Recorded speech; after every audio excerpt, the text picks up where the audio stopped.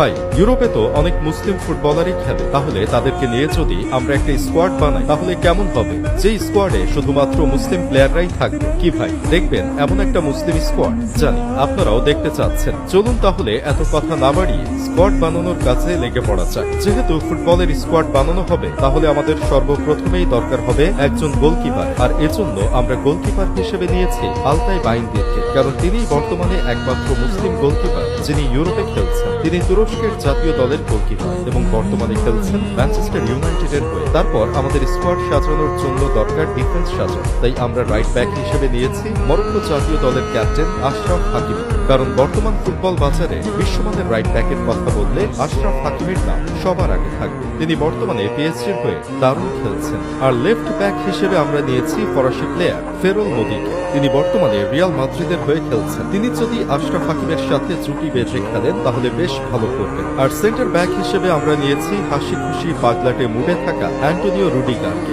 যিনি জার্মান এবং রিয়াল মাদ্রিদের হয়ে খেলছেন এবং তিনি একজন অভিজ্ঞ সেন্টার ব্যাকও বটে। রিয়াল মাদ্রিদে তার বেশ সুনামও রয়েছে, যে কোনো প্লেয়ারকে তিনি পকেটে ধরে রাখার জন্য বিখ্যাত। আরেকজন সেন্টার ব্যাক হিসেবে আমরা নিয়েছি উইলিয়াম সালিবা, কারণ তিনি একজন মুসলিম ফুটবলার যিনি প্রিমিয়ার লিগ ক্লাব আর্সেনাল এবং ফ্রান্স জাতীয় দলের হয়ে সেন্টার ব্যাক হিসেবে খেলেন। তিনি তার শক্তি, গতি, ট্যাকলিং এবং স্থিরতার জন্য পরিচিত।